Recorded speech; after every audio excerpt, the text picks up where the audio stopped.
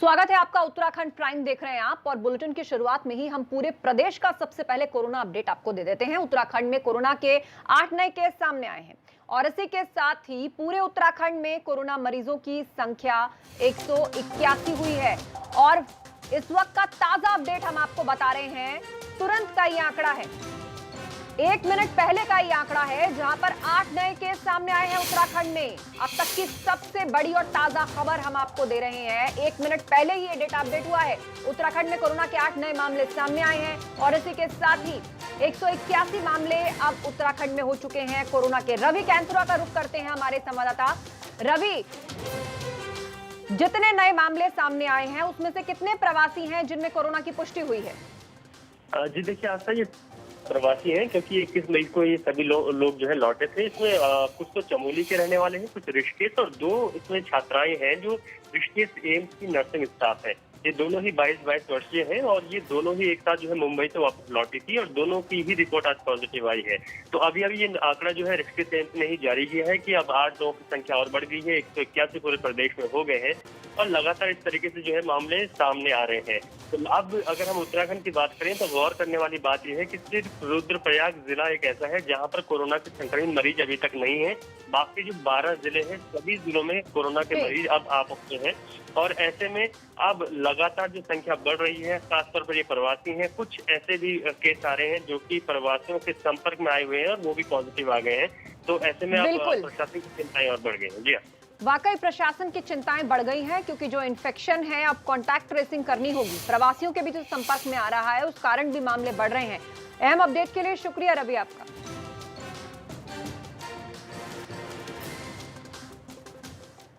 उधर सीमांत जिले चंपावत में भी कोरोना ने दस्तक दे दी है। दूसरे राज्यों से लौटे 7 प्रवासियों की रिपोर्ट यहां पॉजिटिव आई है। गुरुवार को गुरुग्राम, पुणे और मुंबई से लौटे प्रवासियों की स्क्रीनिंग में 39 लोगों के सैंपल्स जांच के लिए भेजे गए थे, जिनमें से 7 लोगों की रिपोर्ट पॉजिटिव आई है। जिले में एक साथ 7 लोगों के कोरोना पॉजिटिव आने से स्वास्थ्य महकमे में हड़कंप मच गया है। चंपावत में भी कोरोना ने दस्तक दे दी है और दूसरे राज्यों से लौटे जो प्रवासी हैं उनके कारण इन्फेक्शन के मामलों में इजाफा देखा जा रहा है। जांच के लिए कुल मिलाकर 39 सैंपल्स भेजे गए थे। ये लोग दिल्ली से सटे गुरुग्राम, पुणे और मुंबई से वापस आए हैं। तो कुल मिलाकर 39 सैंपल थे जिनको जांच के लिए भेजा गया था और 7 लोगों की रिपोर्ट उसमें से पॉजिटिव आई है। पूरे प्रशासन में से और विभिन्न शहरों से प्रवासी आ रहे थे, जिसमें रेड जोन उनके प्रवासी भी शामिल थे। हमारे द्वारा प्रयास किया गया था कि उनको डिफरेंट जगह पे स्टेशन क्वारंटाइन किया, करे भी हैं और जितना भी हमारे पास स्पेस था तो उसी के तहत कुछ एक रैंडम सैम्पलिंग कराई गई थी, जिसके तहत 7 लोग पॉजिटिव आए हैं। उनको तत्काल सबसे बड़ी हॉस्पिटल को रेफर भेज दिया गया है और आगे भी अभी और टेस्टिंग की जा रही है। उत्तरकाशी में 3 और लोगों में कोरोना की पुष्टि हुई है। चिन्याली सौड़ का एक युवक 19 मई को गोवा से आया था, जबकि डूंडा का एक युवक 17 मई को गुरुग्राम से लौटा था। भटवाड़ी का एक शख्स 17 मई को मुंबई से लौटा था। इनकी तबीयत बिगड़ने पर सैंपल्स जांच के लिए भेजे गए थे, जिसके बाद ये रिपोर्ट पॉजिटिव आई है। एहतियात के तौर पर इन सभी लोगों को आइसोलेशन वार्ड में रखा गया है। अब जिले में कोरोना मरीजों की कुल संख्या 12 तक जा पहुंची है। तो उत्तरकाशी में 3 और मरीज सामने आए और यहां पर भी जो वजह है, प्रवासी लोग ही निकलकर सामने आए, अलग अलग जगहों से वापस आए थे, उनकी रिपोर्ट अब पॉजिटिव आई है। 3 कोरोना पॉजिटिव केसेस पाए गए हैं। इनमें मुंबई, गोवा और दिल्ली से आए हुए ये प्रवासी थे और इन तीनों के जो रिपोर्ट है उसमें एक केस पुराने केस या पॉजिटिव केस के कांटेक्ट के तौर पे आए हैं और बाकी जो 2 केसेस हैं वो नए केसेस हैं और उनकी कॉन्टैक्ट ट्रेसिंग करते हुए जो भी प्राइमरी कॉन्टैक्ट या सेकेंडरी कॉन्टैक्ट है वो क्वारंटीन फैसिलिटी में उन्हें लाया जा रहा है। उधर कोटद्वार के एक निजी स्कूल में क्वारंटीन किए गए प्रवासियों का कहना है कि उनकी सुविधाओं की तरफ कोई ध्यान नहीं दिया जा रहा। प्रवासियों से मिलने के लिए पूर्व विधायक शैलेंद्र सिंह रावत पहुंचे। प्रवासियों का कहना है कि स्कूल में ना टॉयलेट की सही व्यवस्था है और ना ही साफ सफाई की तरफ किसी का कोई ध्यान है। तो बड़ा सवाल ये, आखिर इन प्रवासियों का दर्द कौन सुनेगा? निजी स्कूल में क्वारंटीन की व्यवस्था की गई, लेकिन उन व्यवस्थाओं का आलम क्या है, जमीनी हकीकत जान लीजिए। निजी स्कूल में ये प्रवासी क्वारंटीन किए गए हैं, जहां ना तो ठीक से टॉयलेट का प्रबंध है, साफ सफाई की कहीं कोई व्यवस्था नजर नहीं आती। क्वारंटीन में साफ सफाई की व्यवस्था, खासतौर पर टॉयलेट्स और आसपास के इलाके में कितनी जरूरी है इस कोरोना काल में बताने की आवश्यकता नहीं। जिस बीमारी से लड़ना है, आइसोलेशन में रहना है, क्वारंटीन में रहकर चाहे किसी का इलाज कराना हो या एहतियात के तौर पर अलग करना हो, हाइजीन सबसे ज्यादा जरूरी है। पर देखिए जमीनी हकीकत।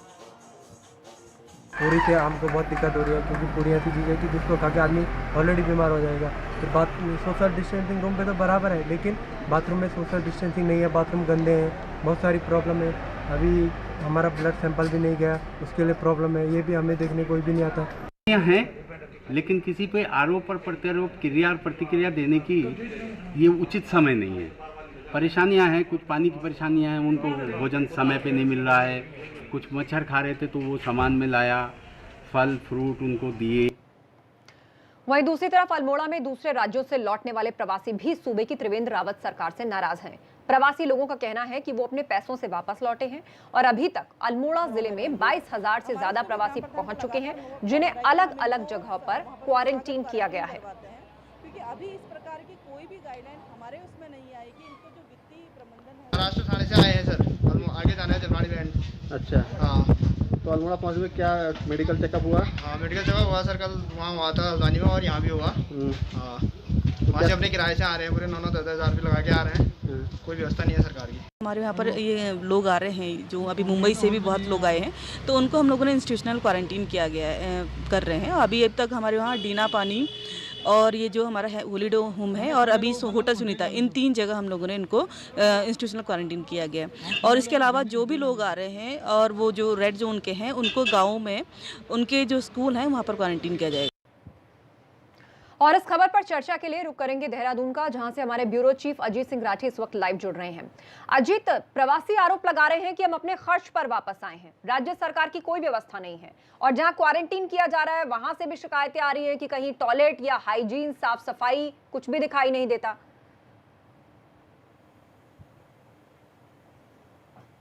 जी आस्था, बिल्कुल जो आपने बताया वो कोई नई बात नहीं है, लेकिन अब ये जो मुसीबतें हैं, ये दिक्कतें हैं, जो ये लोगों के साथ ये व्यवहार हो रहा है, ये अब सतह पर आने लगा है। ये सिलसिला तो बहुत पहले ही शुरू हो चुका था, जब लोग अपने खर्चे से अपने राज्य में आने की होड़ में लगे थे, उनके लिए कोई साधन नहीं थे। लेकिन अब जैसे अल्मोड़ा और कोटद्वार के 2 एग्जाम्पल हमारे सामने आए हैं, तो ये मतलब ये चीज़ें सरफेस पर आ गई है, सतह पर आ गई है। और कोटद्वार का आलम आपने दर्शकों को दिखाया है कि वहाँ शौचालय की व्यवस्था नहीं है और वहाँ डॉक्टर प्रॉपर चेकिंग के लिए नहीं आ रहे हैं। वहाँ खाने में किस तरह का खाना क्वारंटाइन में जो रखे गए हैं लोग, क्वारंटाइन किया गया है जिनको, उनको मिल रहा है। इसी तरह से अल्मोड़ा का भी हाल है और ये वाकई स्थिति बहुत भयावह है। आप ये जानकर हैरान रह जाएंगे कि पौड़ी के क्वारंटाइन सेंटर में 3 मौत हो चुकी है।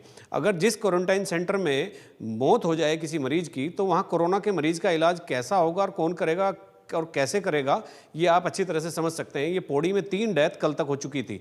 वो भी क्वारंटाइन सेंटर है, पौड़ी जिले में एक पाबो जगह है, वहाँ 3 लोगों की डेथ हो चुकी है जो बाहर से लोग आए थे और क्वारंटाइन रखे गए थे। कोटद्वार में ये 100-150 लोग जहाँ क्वारंटाइन किए गए हैं, वहाँ की व्यवस्था आपने खाने की, पीने की, रहने सोने की और सोच की देखी है, वो बहुत ही भयावह है। वो किसी बीमारी से कम नहीं है। आप ट्रीटमेंट के लिए लोगों को रख रहे हैं और वहाँ पर बीमारी बिल्कुल उनके बगल में रह रही है। इसी तरह से अल्मोड़ा है। दूसरी एक और समस्या शुरू हो गई है यहाँ पर कि जैसे चमोली का, अभी एबीपी गंगा ने दर्शकों को एक खबर कल से दिखाई कि जो लोग प्रवासी हैं वो आ रहे हैं और अपने गांव में जा रहे हैं, तो उनको गांव में नहीं घुसने दिया जा रहा है। चमोली जिले का एक मामला है, हमने इस खबर को प्रमुखता से दिखाया। तो ये समस्याएं, अभी तो ये समस्याएं आ रही हैं कि उनके लिए कोई व्यवस्था नहीं है, सुविधाएं नहीं है, मेडिकल फैसिलिटी नहीं है। अभी ये इस तरह की प्रॉब्लम भी आनी शुरू हो गई है कि क्वारंटाइन सेंटर में इतनी डेथ हो गई है और लोग गाँव में बाहर से आने वाले व्यक्तियों को घुसने नहीं दे रहे हैं। ये तमाम कॉम्प्लिकेशन सब शुरू हो रहे हैं और अभी एडमिनिस्ट्रेशन की और गवर्नमेंट की असल परीक्षा का वक्त अभी है। और अभी अगर गवर्नमेंट इस मामले में, इस मोर्चे पर फेल हो गई तो बहुत ही मुश्किल हो जाएगा और यहाँ हालात बिगड़ने में बिल्कुल जरा सी भी देर नहीं लगेगी। जी बिल्कुल अजीत, प्रशासनिक तौर पर देखें, इंतजामों के तौर पर देखें तो सरकार की व्यवस्थाओं पर सवाल उठ रहे हैं। और साथ ही साथ अब एक बड़ी समस्या, जो एक सामाजिक समस्या है, मतलब गांव में लोग घुसने नहीं दे रहे हैं इन लोगों को, वहां भी जो प्रवासी लौट रहे हैं उनकी एक्सेप्टेंस नहीं है। ये कई चुनौतियां अब सरकार के सामने। बहुत बहुत शुक्रिया अहम अपडेट के लिए। उधर कांग्रेस ने भी आरोप लगाया है कि प्रवासी लोगों को जरूरी सुविधाएं नहीं मिल पा रही हैं।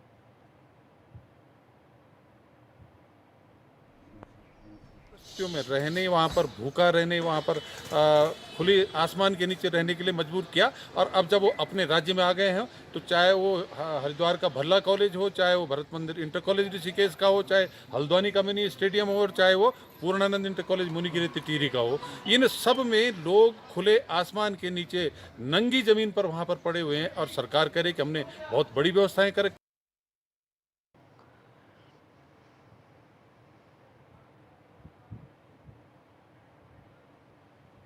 उत्तराखंड में पलायन बड़ी समस्या है। अलग राज्य बने 20 साल हो गए, मगर सरकार ये नहीं समझ पाई कि पलायन आखिर रुकेगा कैसे। कोरोना की वजह से बड़ी संख्या में प्रवासी लोग अपने घर लौटे हैं। अब सरकार के माथे पर इस बात को लेकर बल पड़े हुए हैं कि इन प्रवासियों को अगर प्रदेश में रोकना है तो आखिर रोजगार कहां से देंगे।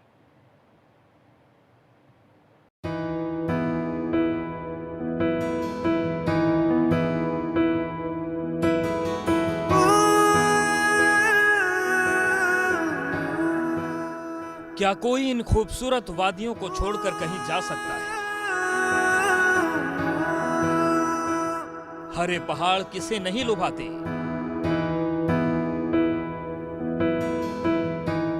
ये हरियाली हर किसी को जीवन देती है। ऐसे में भला कोई इनसे कैसे मुंह मोड़ सकता है? वो लोग जो यहीं पर पले बढ़े हों, जिनका बचपन इन वादियों में बीता हो।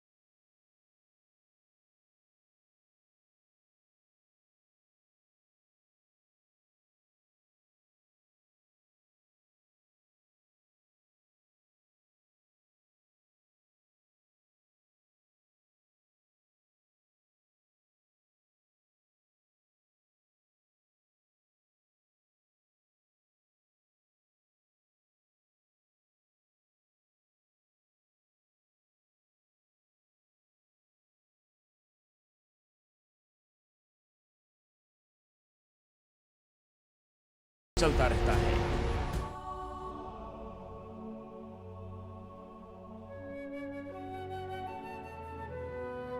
देखा जाए तो जिंदगी के लिए पहाड़ के लोगों की जद्दोजहद जारी है। सूबे के हुक्मरान मलाईदार सड़कों पर आलीशान गाड़ियों में घूमते हैं, मगर वो आवाम जिसने इन हुक्मरानों को इस काबिल बनाया है, वो आज भी 2 वक्त की रोटी के लिए जूझती नजर आ रही है। कहते हैं कि पहाड़ का पानी और पहाड़ की जवानी पहाड़ के काम नहीं आती। देखा जाए तो ये सच भी है। पहले युवा शिक्षा हासिल करने के लिए जद्दोजहद करता है और उसके बाद रोजगार की तलाश में बड़े शहरों की तरफ रुख करता है। कोई भी अपना घर शौकिया तौर पर नहीं छोड़ता। हालात इस तरीके के बन जाते हैं कि उन्हें अपना घर छोड़ना पड़ता है। जाहिर है कि पहाड़ के लोगों की जिंदगी में कोई ठहराव नहीं है।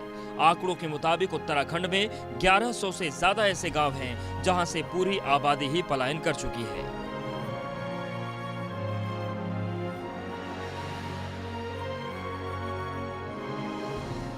खुद मुख्यमंत्री त्रिवेंद्र सिंह रावत के गांव में भी बड़ी संख्या में पलायन हुआ है।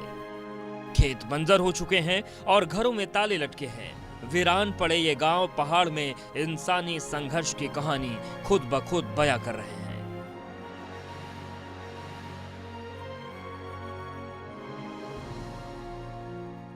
उत्तराखंड में पलायन को रोकने के लिए पलायन आयोग का गठन किया गया था।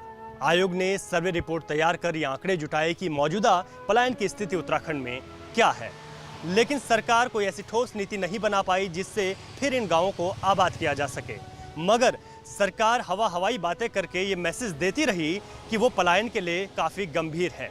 ऐसे में कोरोना काल में जो प्रवासी वापस उत्तराखंड लौट रहे हैं, उनको यहाँ कैसे रोका जा सकेगा और कैसे रोजगार उपलब्ध कराया जा सकेगा, क्योंकि प्रदेश में रोजगार के संसाधन हैं ही कहाँ। मकानों में पड़े तालों में जंग लग चुका है और घर खंडहर हो चुके हैं। जिससे गांव को भूतिया कहा जाने लगा। जाहिर है घरों में रहने वाले ही नहीं होंगे तो इन गांव से जिंदगी का तो नामो निशान मिट ही जाएगा। पहाड़ के लोग एक बार फिर अपने घर लौट आए हैं। ये वो लोग हैं जो रोजगार की तलाश में दूसरे शहरों में जा बसे थे। मौजूदा सरकार इन्हें जैसे तैसे वापस तो ले आई, मगर बड़ा सवाल ये है कि अगर इन्हें प्रदेश में ही रोकना है तो रोजगार कहाँ है? पहाड़ में उद्योग धंधे और रोजगार होते तो ये लोग अपने पुरखों की संपत्ति को छोड़कर जाते ही क्यों? कहते हैं कि किसी भी काम को करने के लिए इच्छा शक्ति की बहुत ज़रूरत होती है। अगर आपके भीतर इच्छा शक्ति है तो फिर आप उस काम को कर ही डालते हैं। मगर दुर्भाग्य इस बात का कि उत्तराखंड के नेताओं से लेकर प्रशासनिक अमले तक ये इच्छा शक्ति दिखाई नहीं देती।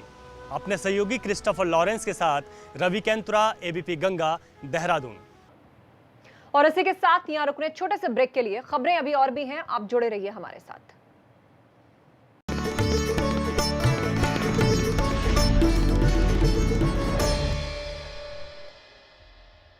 मैडम, ये तो जादू की